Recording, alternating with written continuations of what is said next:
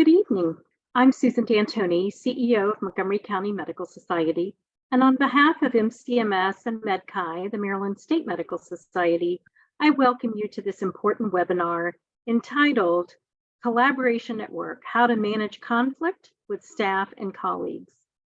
Tonight is our fourth in our webinar series designed to support and assist early career physicians. However, we understand this topic is of interest to physicians throughout your careers, as we recognize that you may experience conflict at any point, either personally or professionally. Before I introduce our speaker, I want to remind you of a few upcoming events and activities. On April the 27th, which is a Thursday, we invite MCMS members to attend our annual meeting and installation of officers. It's at the Pooks Hill Marriott in Bethesda. We will be installing our new president, Angela Marshall, recognizing our 40-year physicians, and we will hear from our new county health officer, Dr. Keisha Davis.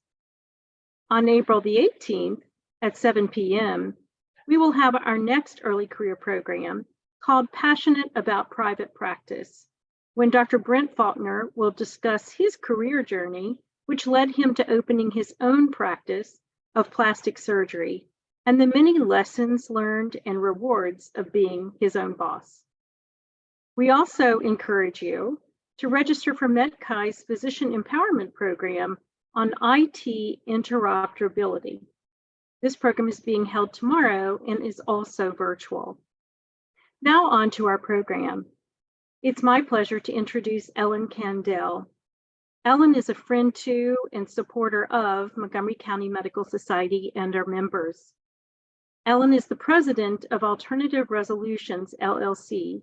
She is passionate about transforming conflict into a positive force for growth and change, and has received accolades for her ability to bring diverse groups together to find common ground.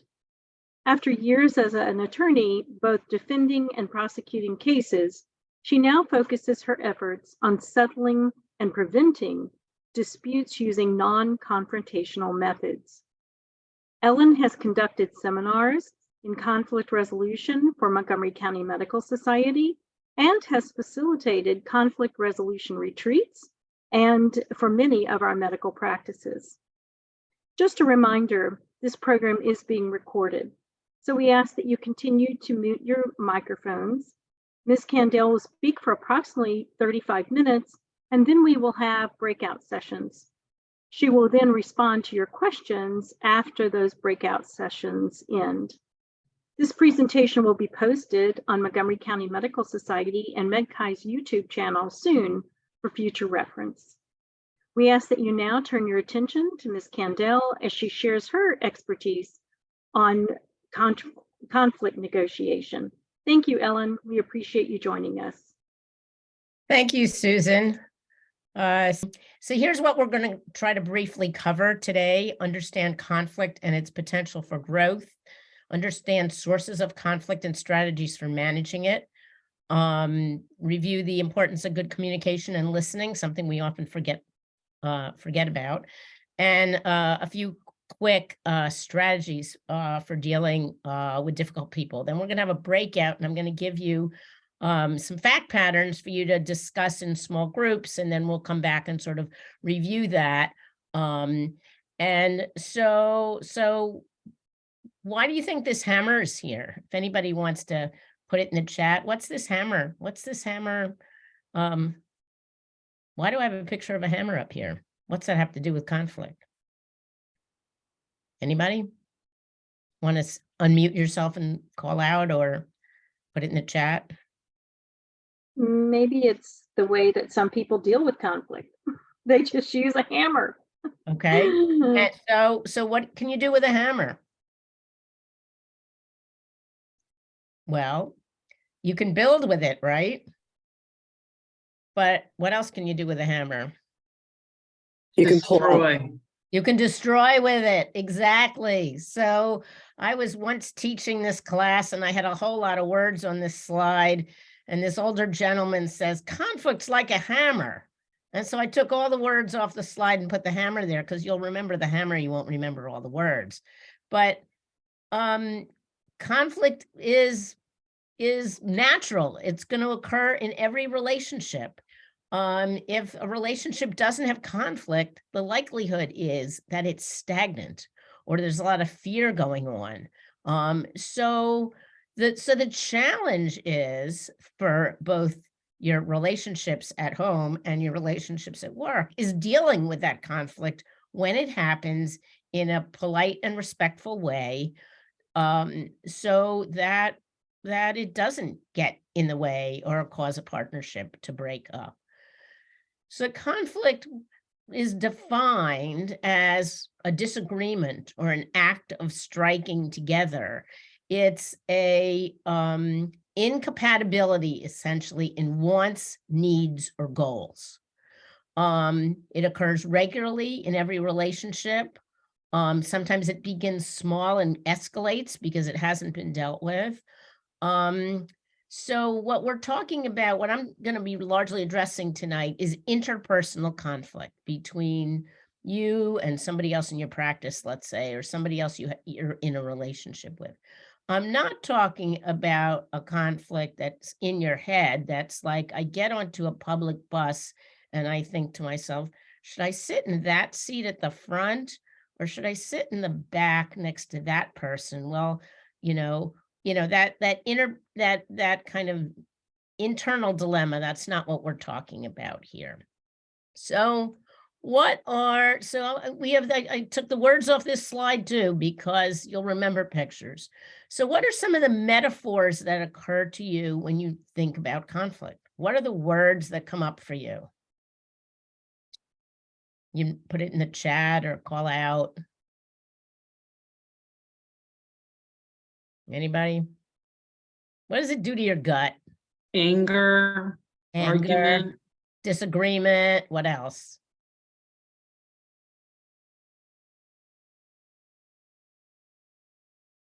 What does it do to your gut? stress. Stress, right? You might find people coming into your offices because they're having conflict that they're not managing right, and it causes things in their body to, break down.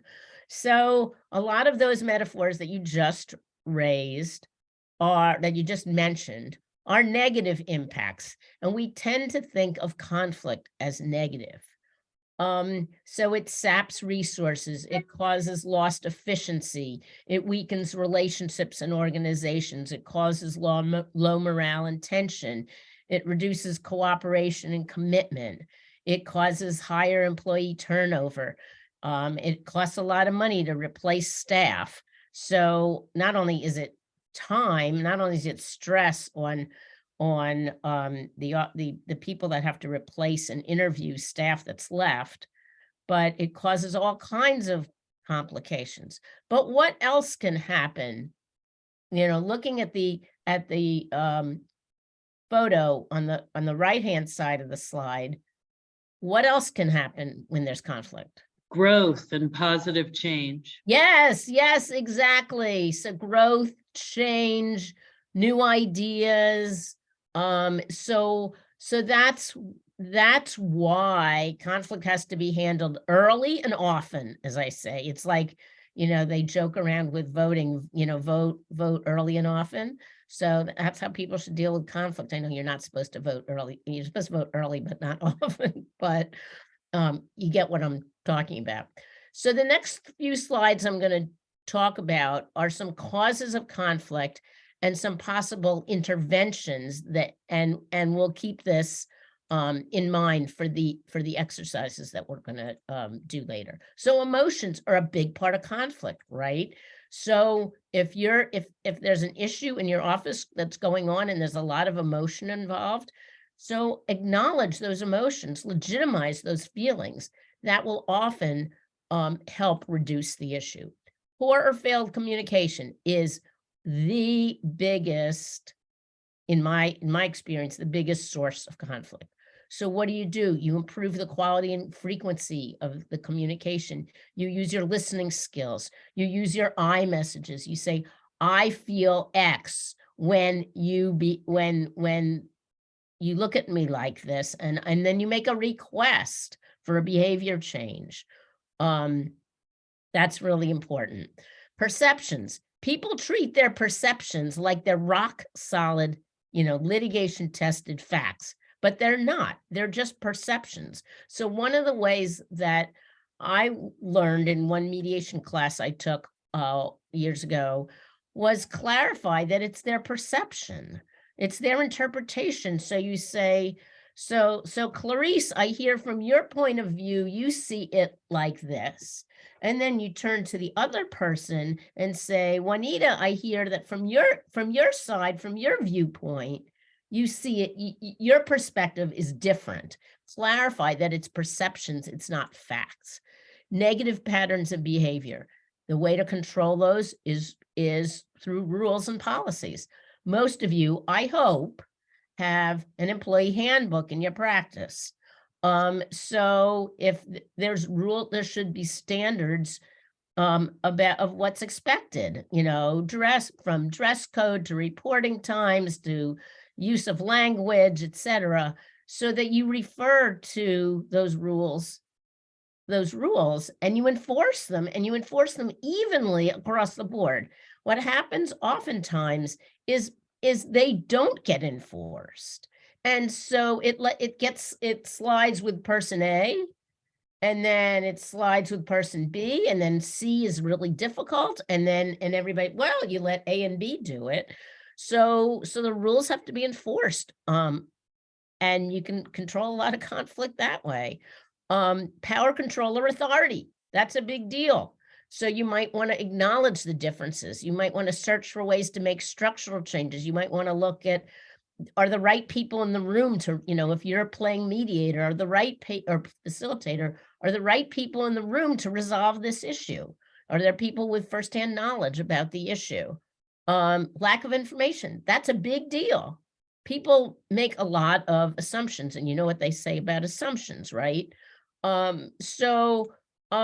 Agree on what data are needed. In the court context, mediation is often ordered after the discovery deadline, because discovery is the information gathering period in a lawsuit.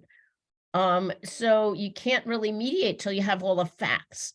So if you're in the position of trying to help resolve something, and maybe somebody's missing information or hasn't seen a certain report that somebody else is upset about, then everybody needs to be on the same level playing field with respect to information. So I think I missed a slide. Hold on a minute. No, we got it. Okay. So there's 5 different strategies for managing conflict. Compromise, accommodation, avoidance, collaboration, and competition. And I'll show them to you in a graph in a moment. And if you're interested in more information, you can look at the Thomas Kilmann conflict mode instrument and purchase it and take it in, or it would be interesting to do it in your practice so you could see how, people can learn a little bit about how they manage conflict. So here's some picture. Here's a way of looking at how these strategies map out on a scale of assertiveness or cooperativeness. So somebody that's highly competitive is high on the assertiveness scale and not very cooperative. Somebody that's always accommodating, I think of the kind of, those bauble dolls or the Japanese geisha, that's always bowing to somebody else. So these are 2 extremes, right? Somebody that's always accommodating. Here's avoidance, right? Low on assertiveness and low on cooperativeness. These 2, compromising and collaborating, oftentimes people get these words, they think they're synonyms, that they're really not. Because when you're compromising, you see you're in the middle of the graph here, and you're only getting half your needs met. Collaboration is great. It's a great strategy. However, collaboration takes a lot of time to do it right. So it's worthwhile on a big ticket item. Like if you're going to move your office from Poolsville to Sandy Spring, let's say, that's a big deal. That's a big commute, changes and things for people. You might want to do more of a collaborative process for figuring that decision out than just making an executive decision on moving the office, because there's a lot more at stake. Whereas if you're buying a new coffee pot, you're just going to make a decision yourself because it's not very expensive. So there's nothing per se right or wrong with any of these strategies. The challenge is when they are overused or underused or used in a way that they're not appropriate for the situation. So somebody that's a competitor, it looks at conflict that way, may feel that you're criticizing them. So you want to be assertive, you want to watch your language. Somebody's who's an accommodator, right? So an accommodator is low on the assertiveness scale. They're not going to state their needs very much. They may feel taken advantage of. So you may want to draw out from them what their needs and concerns are. An avoider is just like an ostrich, burying their head in the sand about the issue. The conflict is even there, right? Or that there's even a problem. So some of you may work with people like this. So make sure that you're persistent with them, and try to understand their needs. And finally, with a collaborator may feel you're dumping all the responsibility, not, on them. Collaboration, like I said, takes a lot of time to do right. You need to set clear boundaries. You need to take time to acknowledge people if you're being overly collaborative. So now I'm going to switch modes a little bit out of the conflict and conflict strategies into looking at a little bit about communication and listening. So this is basically how we communicate with each other. And you all probably played that game with paper cups and string, played telephone, or played it at a birthday party. And you start with one message and you come around at the end of the circle with a totally different message, right? So the sender and receiver are constantly encoding and decoding messages in like milliseconds, and they're encoding and decoding it through their own filters, through their ideas, feelings, knowledge, experience, worldview, communication style, family background, etc. So there's a lot of potential barriers to communication. So let's say Susan and I are having a conversation with each other. What are some potential barriers to communication between me and Susan? Anybody want to throw it out? Yes, you have different interests and end goals. Yeah, different goals, different objectives, different interests, and different objectives. What else? Great one.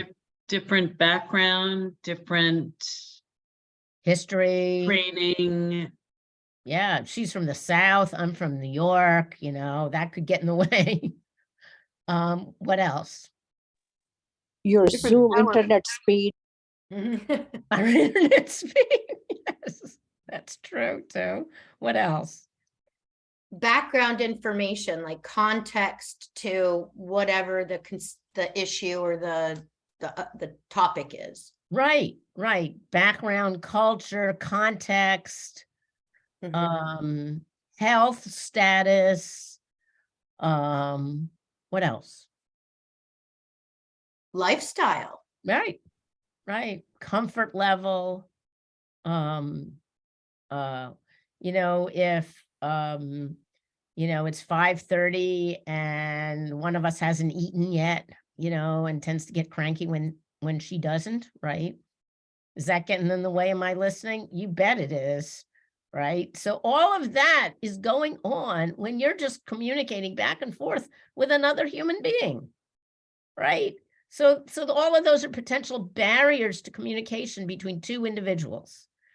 So then there's barriers in the intermediate environment. And by that, I mean, in the organization, in MedChi, in your practice group, right? So those could be, if you're an early career physician and the 40-year physician that's been in the practice for a long time and founded the practice is there's a power issue there, right? There may be some barriers there based on power structure. There could be some barriers when it goes on between let's say a medical assistant and a nurse practitioner, or a physician. So there's potential barriers there based on the structure of the organization. There's also potential barriers in the outside environment. If, let's say, the heat went out in the building, or they're doing the lawn services there that day, and you're hearing all kinds of noise and things and interference, or there's construction outside, or they're cutting up the road outside your office and you're hearing jackhammers all day. That's enough to make you crazy to begin with, let alone interfere with your communication. So all of this is part of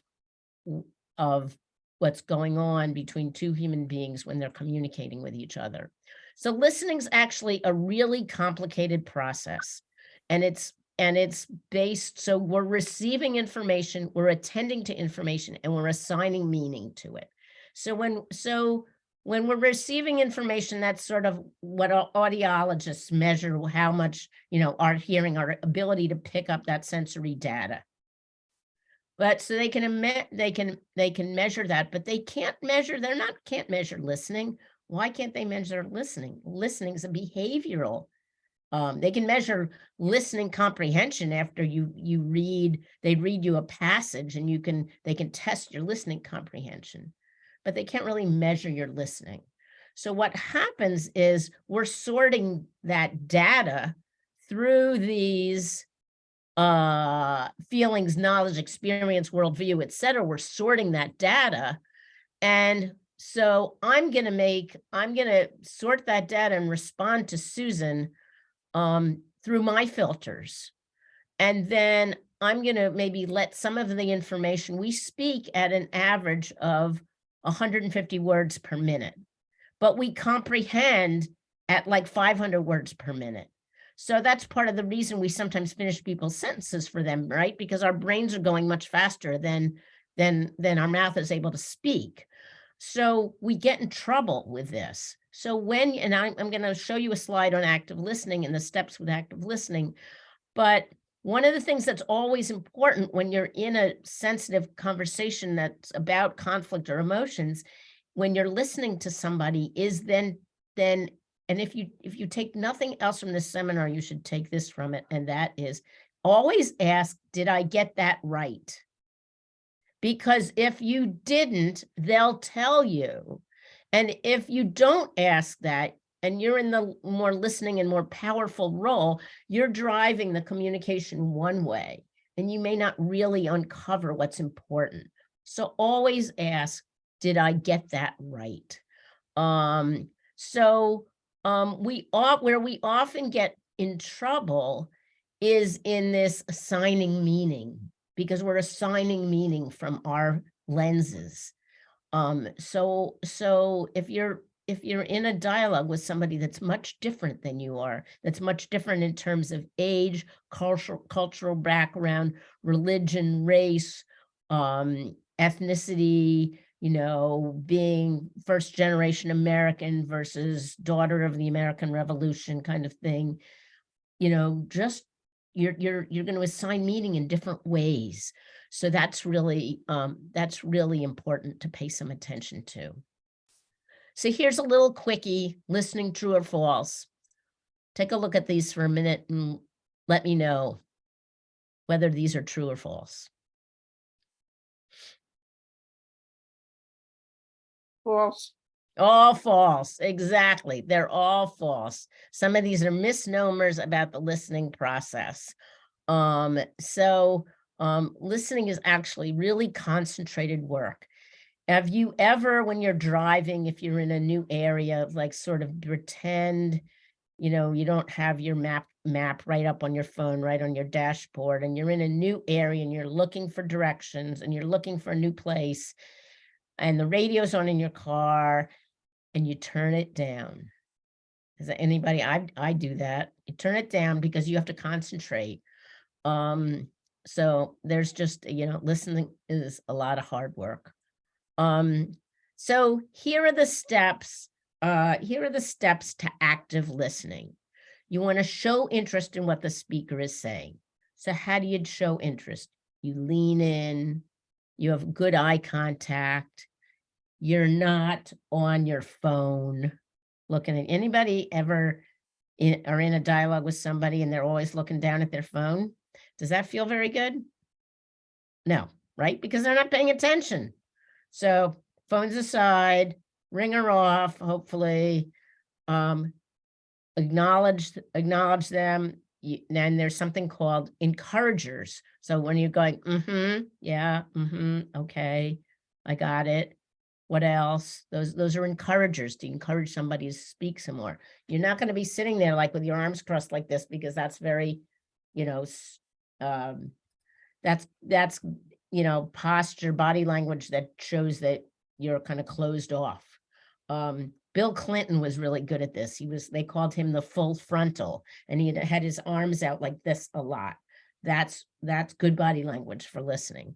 Ask questions to clarify and gather information. The questions should be open-ended questions. So when did that happen?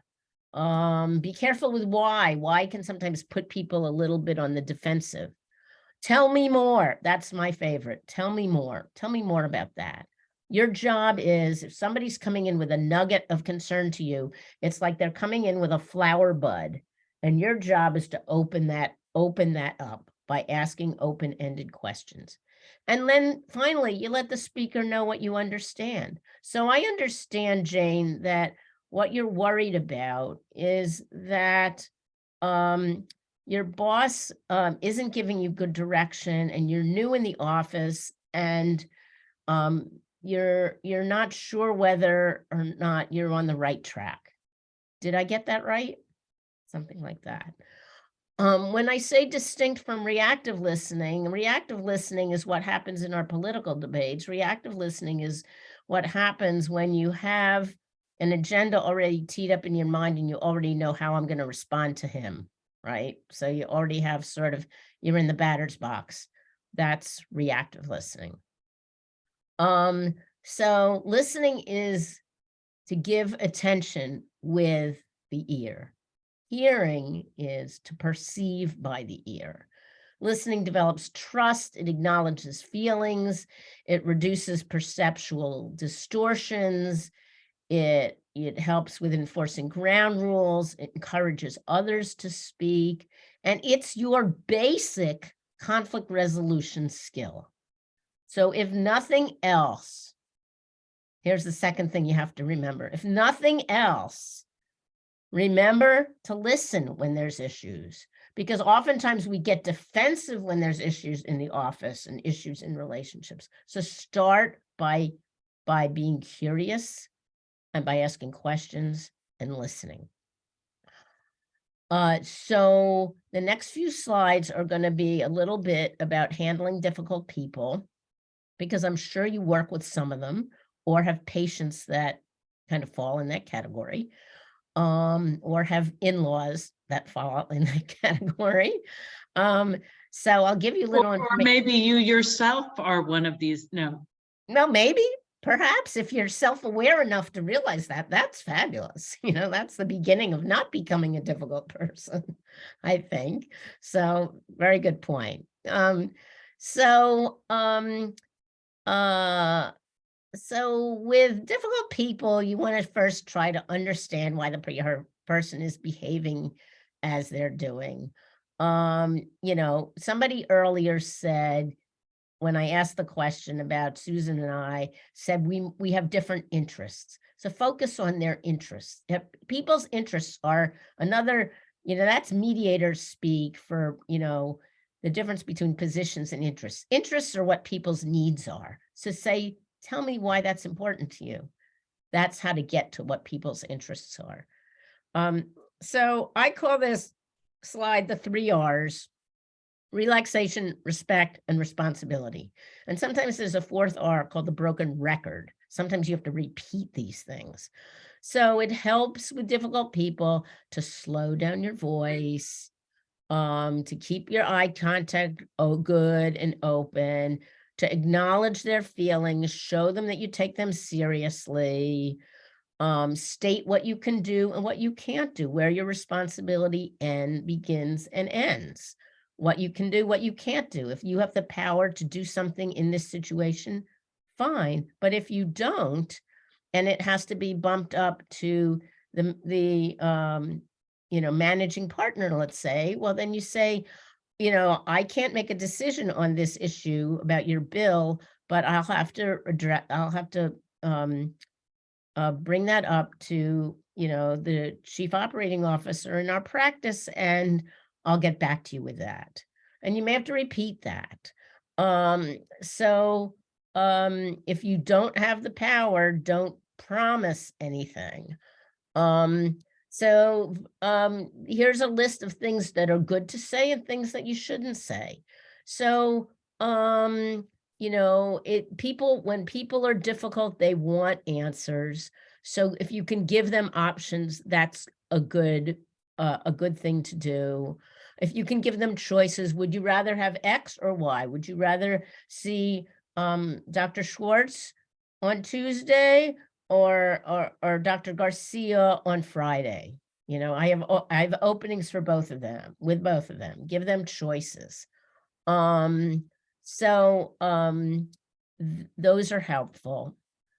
Finally, the most important thing here, I think, is not to take it personally and to look at what I call E plus R equals O, the first bullet. So something happens, an event happens, you have no control over that event.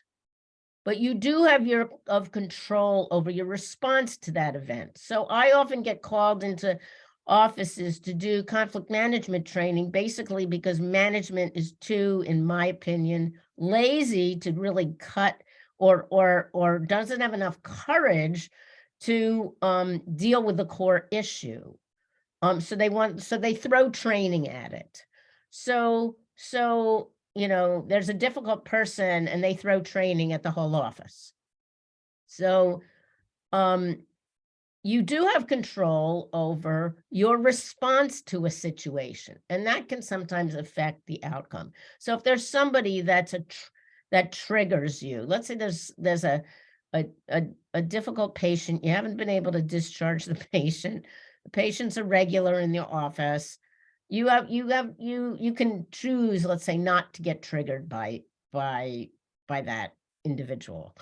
In another helpful bullet here, I think, is don't order people to change, ask them to change.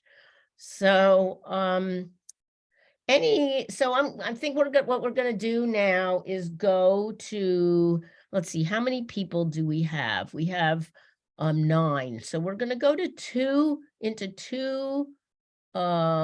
breakout. No, we have 8. We're going to go into 2 breakouts of 4 people each.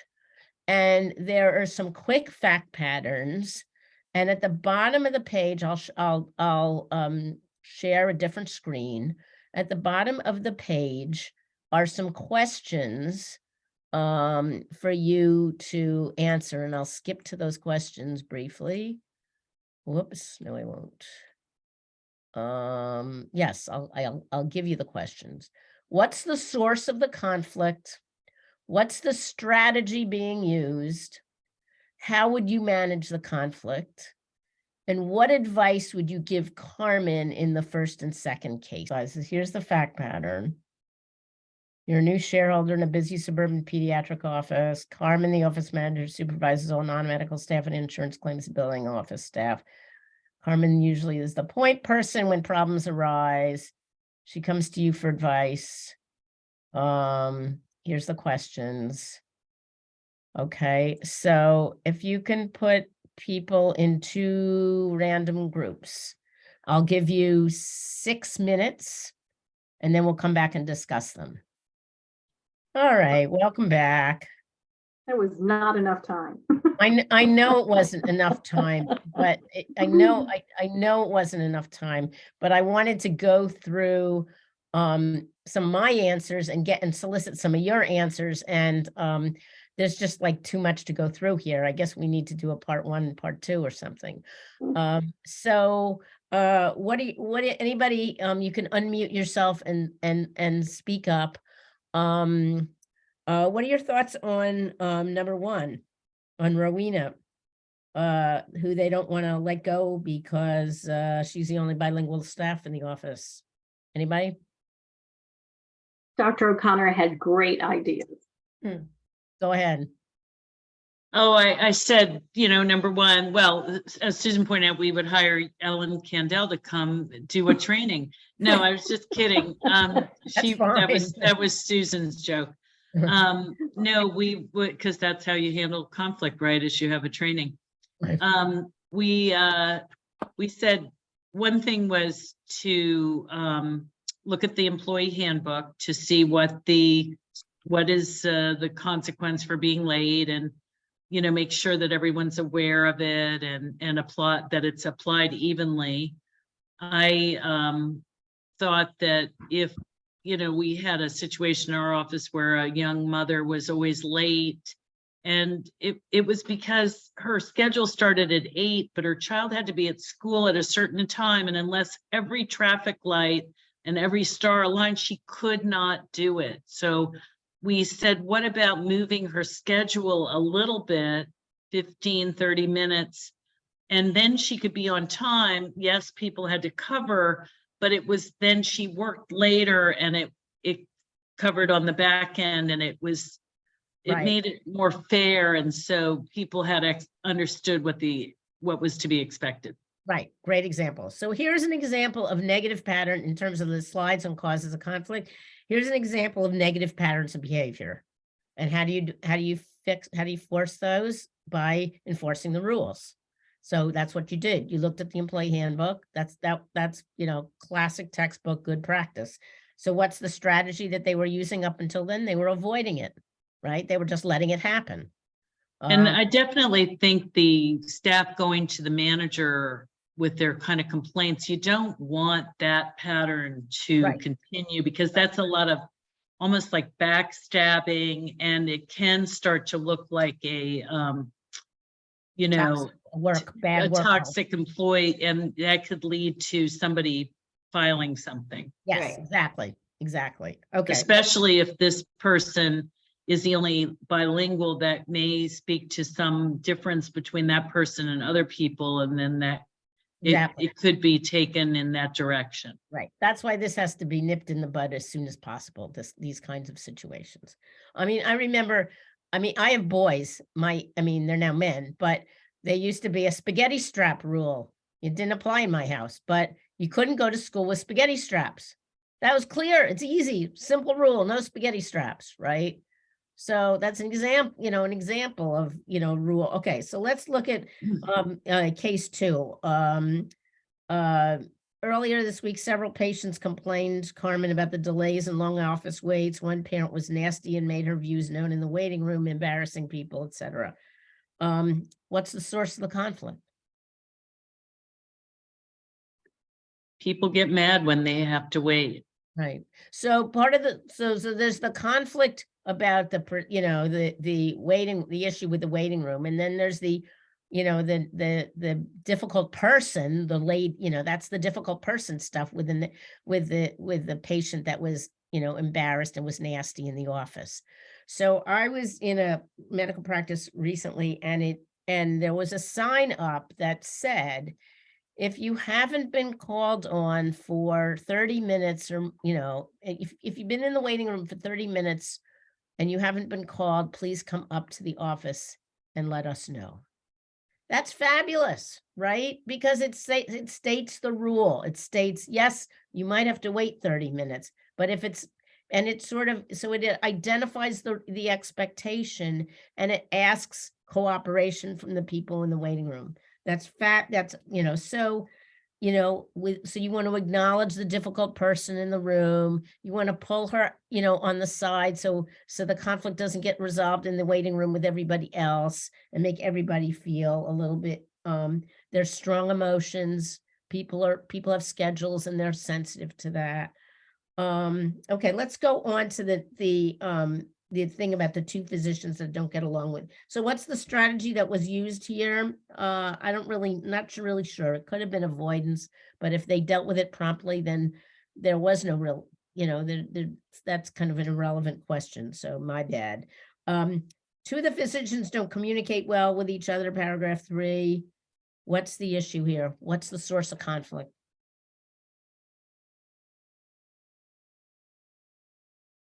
One is assertive and one is avoidant, or Well, I there's a think- yeah, I think difference they're in both- personality and style. Yeah, I think they're both avoidant. I think there's failed communication here. So there's inadequate communication.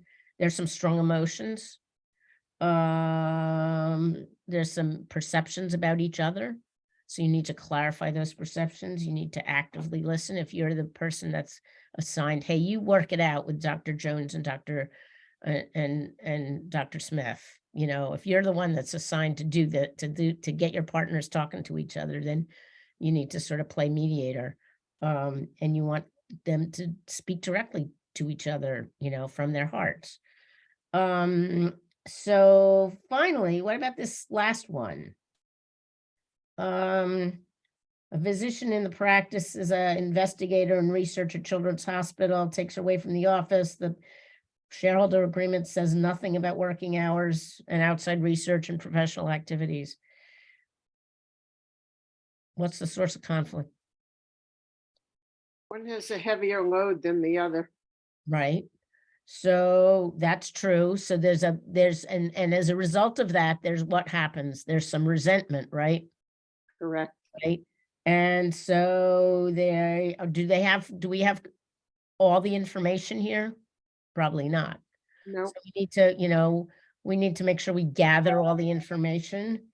Are they communicating it at all with each other about it? Probably not, right? This person is out of the office, maybe a day and a half a week, down at Children's, doing research, and is getting probably handsomely compensated, but that compensation may not be going into the practice pool. So what do you do about that? You have to have a conversation with that person about that. And even if the revenue is divided by, in terms of, what you eat, what you kill, the fact is the overhead is being supported more by the people that are there all the time. Right. So these issues have to be discussed. In my experience so far, a lot of the shareholder agreement is often silent on some of these nitty-gritty issues, and I'm not sure why. I don't draft shareholder agreements. I don't practice law per se. But in the practices I've worked with, they don't talk about decision-making. They don't talk about some of these more complicated, all the financial formulas that go into how the doctors get paid. So it's important to talk about all of this, and talk openly and be transparent about it and have an agenda. Well, our agreement had, voting, like if, depending on the type of decision that was being made, what the vote had to be, was it, 2/3 or 80% or something like that. And our wise lawyer said, when you're drafting this, before you even open your doors, this is the time you have to work this out right now, because when there's a conflict later, you're not going to be able to have the peace and calm to do it. Absolutely. You got good advice there. Absolutely. And there should be dispute resolution language in your shareholder agreements. And it shouldn't be just binding arbitration language, which often exists, which is often in a lot of these standard agreements.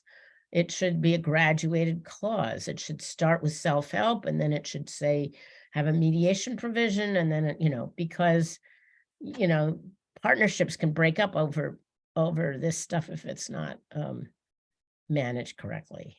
So, any other questions? Well, so this is Susan. Yeah, I put one in chat in the earlier session. And my point was that I just find more and more and more that communication is not in person, it is via email. And you may send an email that you thought was completely reasonable, and then the reaction you get is, in your opinion, completely unreasonable.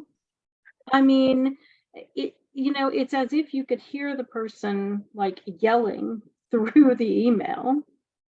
And so, I appreciate not responding immediately.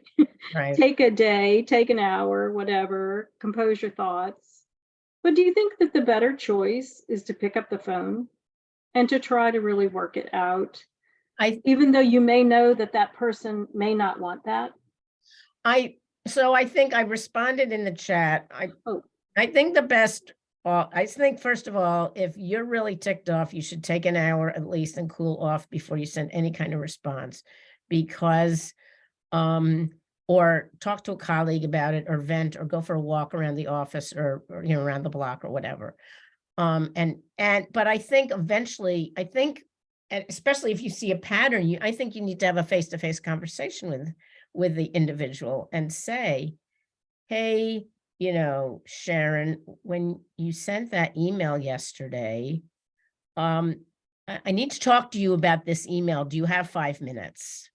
Or I need to talk to you about something that's important to me. When do you have 5 minutes? To make it not seem too big a deal, but to make it to show that I felt very, put your feelings right out there. I felt really, hurt when you sent the email yesterday, because your message implied that, or your message stated that I wasn't doing my job or whatever, Right. and I take what I do very seriously, and whatever it is. I'm really upset about this, and I think it's gonna, I'm talking to you about it directly because I don't want this to happen again. And I'd like to hear your input on it, but talk from, by your iMessages, I'm like saying, own it yourself, not you did wrong when you did this, like, like you're pointing, like you're scolding. Don't do that. But that, you all know that. But I think what happens is when we get agitated because, and our feelings get wounded by it, or it drags up some old stuff, so to speak, that's a hot button for us. That's when we don't always respond by our best selves. Well, and I think in an effort to have productive discussions and relationships, that there's a lot of skill to just learning how to collaborate.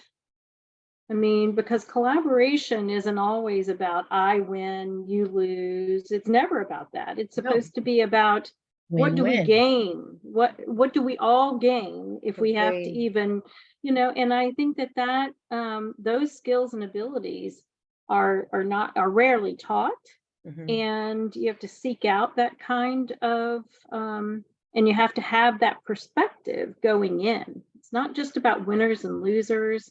It's about how can we improve the outcome. Right. So we could have a whole discussion, another seminar on collaboration if you'd like, Ellen. So, Yeah. How to um, collaborate better. Yeah. And David and I are going to talk about doing something together. yeah.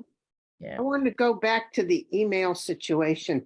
I Okay. think that it's a legal record, and before people start building on their hostilities, the person who receives perhaps one they think is obnoxious, for want of a better word, that one has to really back down rather than getting confrontational. And you may right. want to answer it, but more with, am I misunderstanding this? Or, something to lower the fire, not raise it. Mhm. Well, and that's a reason to pick up the phone and not to have it in email, because a phone when you have a phone call, you don't have a record of it. Yes, if it's on the cell phone, they can track that you made a phone call to a certain number at a certain time. But if you pick up the phone and you make a phone call, there's no record of what that conversation is. So I often encourage people. That works both ways, though. That That's somebody true. can still misquote, and, well, you said this and this on the phone. So Well, of course, that's always possible. And we also have to hope that the person that had the email, when you took your hour and calmly called them back, that they picked up the phone, and that when you text them maybe 15 minutes later, that they would then answer your text. And then when you email them the next day and say, I really would like to talk to you about this because it's more involved than an email, and then weeks go by. Right. That's very disconcerting It for is. progress. It is. It that's certainly called passive aggressive. Okay, good to know. Yeah, but labeling it doesn't do, we can label it, but that doesn't help Yeah. us do anything. But I also think after the conversation, that in a sense, to protect yourself, I'm glad we talked. I feel that, I believe I Yes. understand this, this, and this, and this. Yes. And this is my takeaway. What's your takeaway? Mhm. Mhm. Yeah, but most of us, where do you learn how to manage conflict? You learn how to manage conflict in your family of origin. So, and so it's hard to change how you do this. So it takes practice. Can you recommend any good books to learn how? Because I'm gonna tell you, in my family of origin, I had 2 siblings. We were not allowed to have any verbal altercations. We were always supposed to be it was the era that I was raised in and Right. the family I came from. We Right. weren't supposed to argue. We weren't supposed to fight. We were just supposed to be, and I, as a result, am one of those people who backs away from conflict. I think it's part personality and part the way I was raised. And Well, it's not, doesn't always benefit me. Well, so I mean, I was raised like that too. My parents never openly argued with each other. And I wonder if they even did so in the bedroom. So here I am doing this as a profession. So who knows? There's the fundamental text on problem solving, mediation, and problem solving process is Getting to Yes, by Fisher, Urey, and Patton from the Harvard Negotiation Project. It's a paperback. There's millions of them around. You can get it at the library. And I'm looking at my bookshelf as I'm talking to you. Then I can send some tech. I can send a list of books out tomorrow. Great. Susan, there's some really good work done on nonviolent communication. And another really good book for anybody that's in management and has to give feedback is the book called Thanks for the Feedback. Also coming out from the Harvard folks.